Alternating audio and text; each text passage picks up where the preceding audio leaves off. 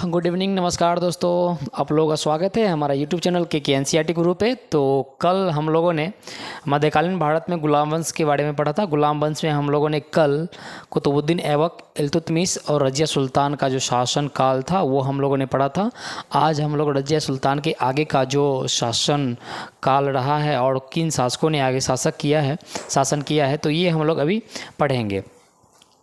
इससे पहले का क्लास यदि आप लोग देखे हैं तो आप लोग कमेंट करके बता सकते हैं कि क्या उसमें समझ आया और क्या नहीं समझ में आया था। तो आप हो गया, ओके। तो आज हम लोग पढ़ेंगे रज़िया सुल्तान के आगे का जो शासन हुआ है वो किनका शासन हुआ है उसके बारे में। तो हम लोगों ने कल देखा, नहीं आ रहा है, ओके।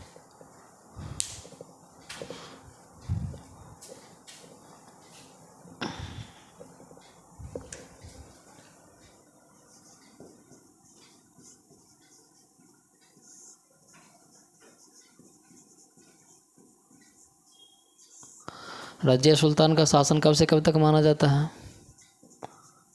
1236 से 40, ठीक है। और मैंने बताया कि रज़िया सुल्तान के जो पति थे अल्तुनिया, तो जब ये भटिंडा से ये लोग जब दिल्ली की तरफ आ रहे थे तो कैथल के निकट में दोनों को हत्या कर दिया गया था, जो बहराम शाह ने किया था, समझे। उसके बाद दिल्ली पर किसने शासन किया था? हम लोग अभी पढ़ रहे हैं दिल्ली सल्तनत। ऊपर नहीं आ रहा है तो कोई दिक्कत नहीं, यहीं से हम लोग देख लेते हैं। दिल्ली सल्तनत पढ़ रहे हैं। तो इसके बाद ये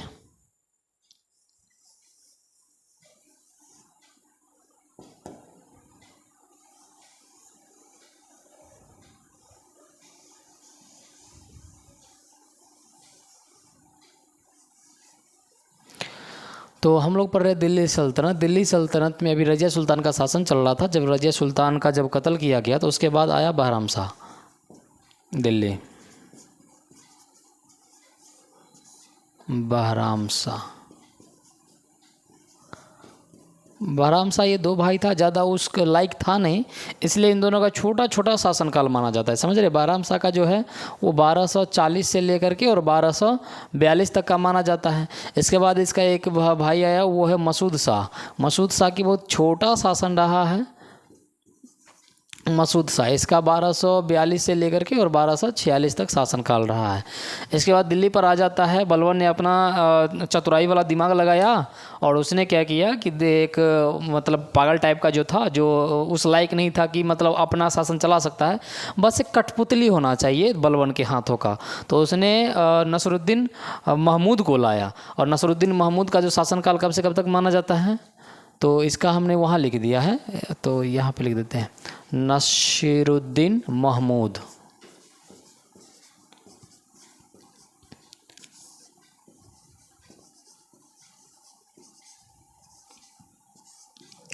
इसका शासनकाल माना जाता है 1246 से लेकर के 1265 ईस्वी तक। इस दरमियान इसने क्या किया कि नसरुद्दीन महमूद ने 1249 ईस्वी में बलबन को उल्लू खान की उपाधि भी दिया था। 1249 में बलबन को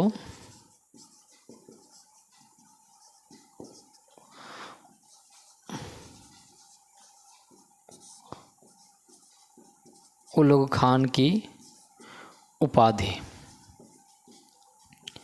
उसके बाद बलबन ने क्या किया कि अपनी बेटी से ही इसका विवाह कर दिया। उसके बाद जब नसरुद्दीन महमूद की जब मृत्यु होती है तो स्वाभाविक बात है कि जो उसके अपने होते हैं वही उस पर शासन चलाएगा, तो इसलिए शादी कर दिया गया था। बलबन ने जानबूझ के अपनी बेटी शादी किया था ताकि सत्ता में उसका कोई हक हो, समझ रहे, अपने अधिकार को मतलब अपने अधिकार जमा सके। और उसके बाद जब नसरुद्दीन महमूद की जब मृत्यु होती है 1265 में, तो उसके बाद आ जाता है बलबन 1265 में। तो उसके बाद बलबन आता है और बलबन का जो शासनकाल है बलबन का शासनकाल माना जाता है 1266 से लेकर 1287 ईस्वी तक। बलबन ने कई काम किया है, कई बदलाव लाया दिल्ली सल्तनत में जो कई सुल्तान नहीं कर पाए थे, समझ रहे हैं ना। बलबन ने सबसे पहले तो बलबनी वंश की स्थापना की, बलबनी शासन का, या इसको बलबनी वंश कह सकते हैं, नाम से ही स्पष्ट है। ये सवाल आएगा नहीं क्योंकि नाम से ही स्पष्ट है, तो इतना आसान सवाल देगा नहीं। बलबनी वंश की स्थापना की। उसके बाद यदि बात करें तो बलबन ने कई काम किए हैं। सबसे पहले तो बलबन ने वो काम किया कि जो काम इल्तुतमिश ने किया था। इल्तुतमिश ने किसकी स्थापना की थी? कुतुब मीनार की। तो वो निर्माण करवाया था। स्थापना मतलब उसको जो दिल्ली की जो राजनीति है या फिर दिल्ली के शासन को आगे बढ़ाने के लिए उसने किस चीज़ की स्थापना की थी?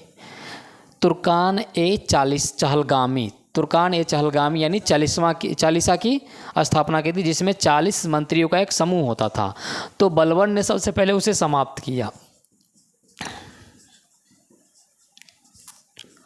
बलबन ने 1266 से लेकर के 1287 ईस्वी तक बलबन का काम क्या है? तो बलबन का पहला काम हुआ ये है कि जो चालीसा था, चालीसा को ख़त्म कर दिया।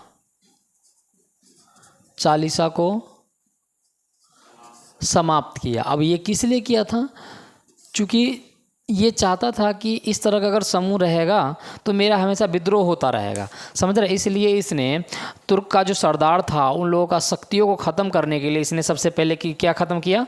चालीसा ख़त्म किया। और इसने बलबन ये कहता था कि I am the shadow of God, समझ रहे। ये खुद को बहुत पावरफुल मानता था बलबन, और इसलिए इसने सबसे पहले तो चालीसा ख़त्म किया। और उसके बाद चालीसा ख़त्म करने के बाद इसने एक चीज़ लाया जो कि कोई नहीं लाया था, वो था राजत्व का सिद्धांत। राजत्व का सिद्धांत लाने का तात्पर्य ये था कि ये खुद को जिल्ले इलाही बताता था, समझ रहे हैं। जिल्ले इलाही का मतलब होता है I am the shadow of God, मतलब कि वो ये कहता था कि मैं भगवान का एक छाया हूँ, भगवान का एक प्रतिबिंब हूँ ईश्वर का, समझ रहे हैं। वो अपने आप को इतना पावरफुल बताता था, समझ रहे हैं। और इसलिए उसने क्या बोलते हैं इसको, काफ़ी एक क्रूर शासक की तरह काम किया ये। तो इसने खुद को क्या बताया था? जिल्ले इलाही। पहले ये लाया क्या? इसको ख़त्म किया और लाया क्या? तो लाया राजत्व का सिद्धांत। राजत्व का सिद्धांत जो कि कोई सुल्तान नहीं लाया था, राजत्व का सिद्धांत लाया। इसके तहत ये खुद को क्या बोलते थे? जिल्ले इलाही।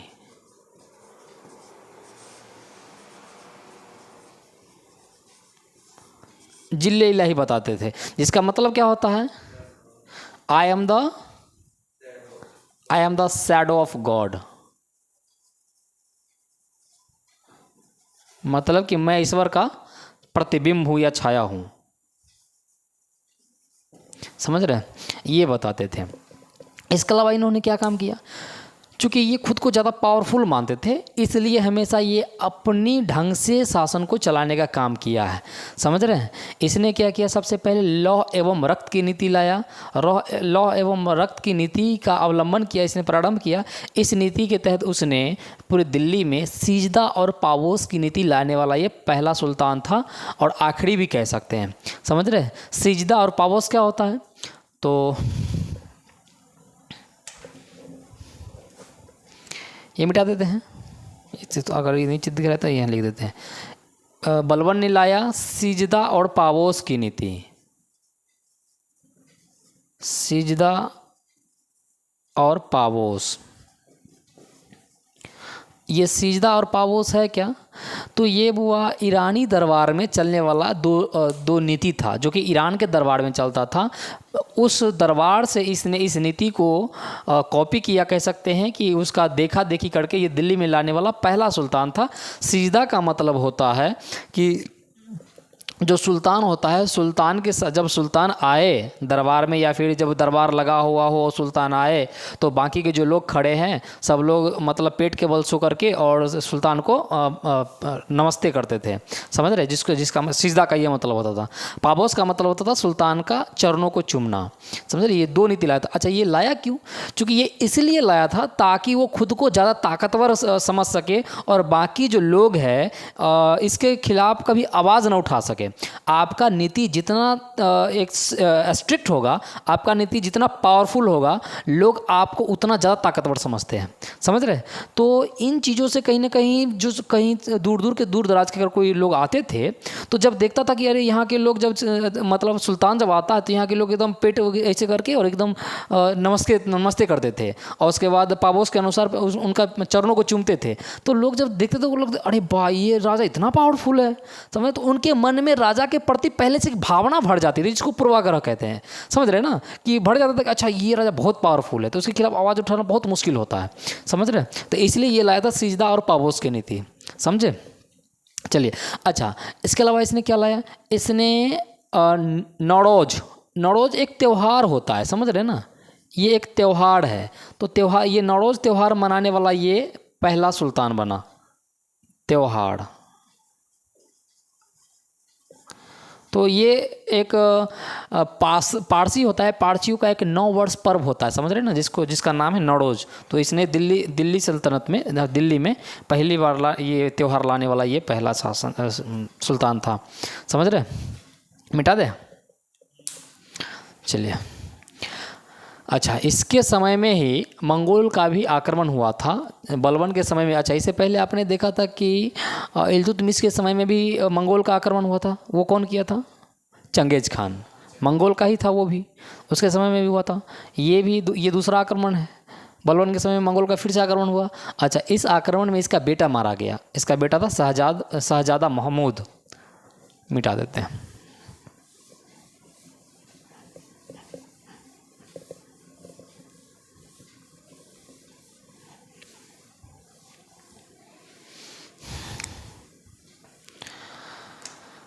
मंगोल का आक्रमण,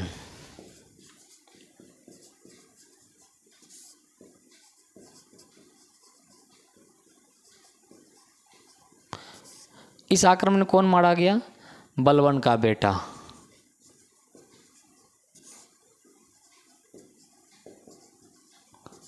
इसका बेटा था शहजादा महमूद,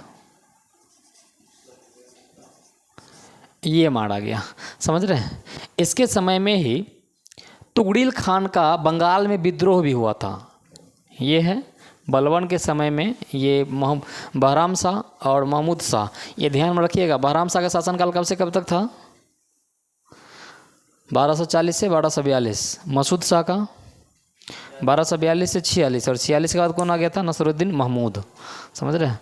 तो ये बंगाल है, बंगाल में इसके बलबन के समय में ही एक था तुगड़िल खान। तो तुगड़िल खान का विद्रोह हुआ था, तुगड़िल खान का विद्रोह हुआ था। इस विद्रोह को बलबन ने काफ़ी बर्बरतापूर्ण दबाया, समझ रहे हैं, काफ़ी एकदम आक्रामक तरीके से इसको दबाया था। मारना काटना जो भी एकदम दंगा फसाद करके इसके विद्रोह को बलबन ने दबा दिया था। तुगड़िल खान का विद्रोह किसके शासनकाल में हुआ था? बलबन के शासनकाल में हुआ था, ठीक है।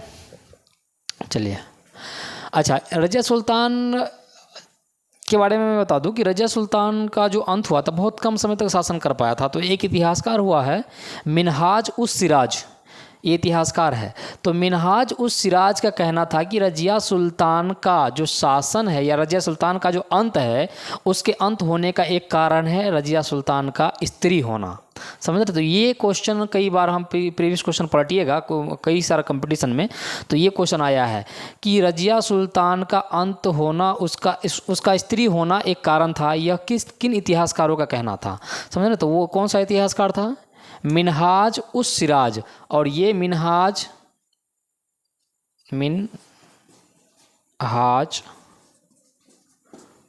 उस सिराज ये इतिहासकार था, ठीक है।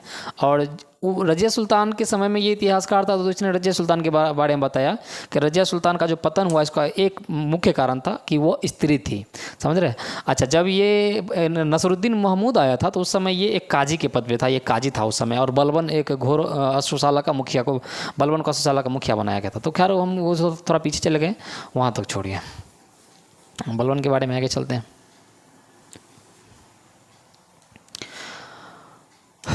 उसके बाद नौरोज बता दिया।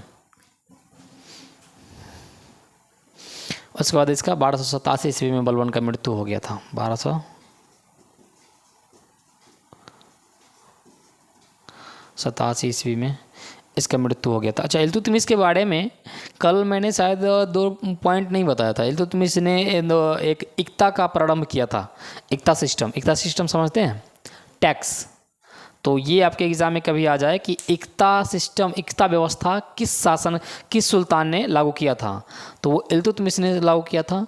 उसके बाद जो जीतल का सिक्का था वो किसने चलाया था, इल्तुतमिश ने चलाया था। और जीतल का सिक्का क्या चीज़ का बना हुआ था, जीतल का जो सिक्का था वो तांबा का था, ठीक है। ये इल्तुतमिश ने बनवाया था। कहाँ पे लिख दे, यहाँ पे लिख देते हैं, ये थोड़ा नोट कर लीजिएगा।